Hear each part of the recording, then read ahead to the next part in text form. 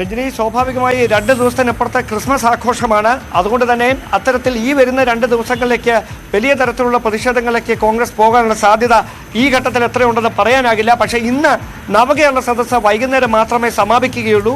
അതിന് മുന്നോടിയായി വിവിധ മണ്ഡലങ്ങളിലൂടെ നവകേരള സദസ്സുമായി ബന്ധപ്പെട്ട മുഖ്യമന്ത്രിയുടെ അടക്കം വാഹനങ്ങൾ പര്യടനം നടത്തിക്കൊണ്ടിരിക്കുകയാണ്. എന്തായാലും ആ ഘട്ടത്തിൽ പ്രതിഷേധ പരിപാടികളുടെ ഭാഗമായി പ്രതിപക്ഷ യുവജന സംഘടനകളുടെ ഭാഗത്തു നിന്ന്, പ്രത്യേകിച്ച് യൂത്ത് കോൺഗ്രസ് പ്രവർത്തകരുടെ അടക്കം ഭാഗത്തു നിന്ന് കോൺഗ്രസിൻ്റെ ശക്തി കേന്ദ്രങ്ങളിൽ വലിയ തരത്തിലുള്ള പ്രതിഷേധം ചെറുത്തുനിൽപ്പുണ്ടാകും.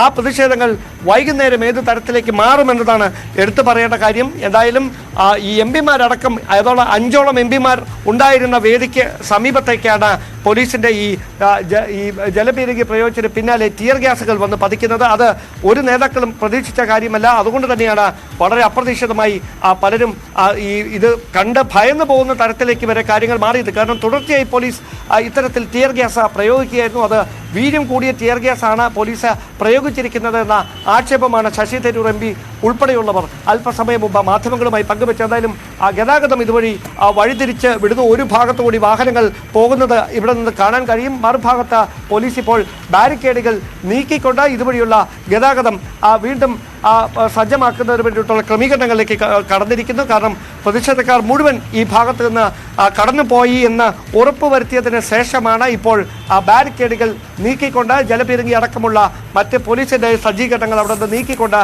ഇതുവഴി ഗതാഗതത്തിന് വേണ്ടി ഈ റോഡുകൾ വീണ്ടും വിട്ടുകൊടുക്കുന്ന നടപടികളിലേക്ക് പോലീസ് കടക്കുന്നത്.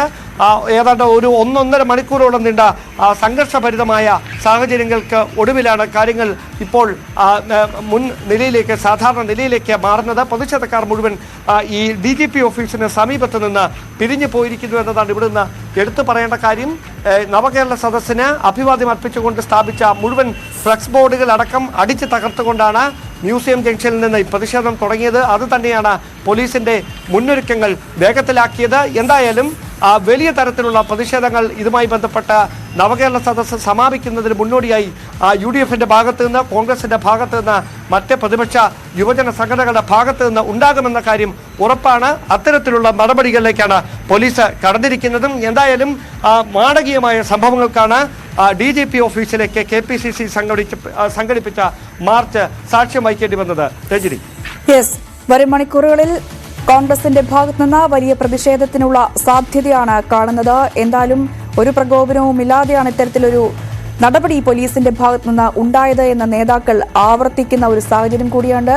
വരും മണിക്കൂറുകളിലെ പ്രതിഷേധം കൂടിയാലോചിച്ച് തീരുമാനിക്കുമെന്നാണ് നേരത്തെ ജനപ്രതിനിധികളടക്കം വ്യക്തമാക്കിയിട്ടുള്ളത്. സ്വാഭാവികമായും നവകേരള സദസ്സ് ഇന്ന് സമാപിക്കാനിരിക്കുന്ന ഒരു ദിവസം കൂടിയാണ്. അതുകൊണ്ട് വലിയ പ്രതിഷേധത്തിലേക്ക് ഈ വിഷയത്തെ അടക്കം മുൻനിർത്തിക്കൊണ്ട് കോൺഗ്രസ് കടക്കാനുള്ള സാധ്യതയാണ് കാണുന്നത്.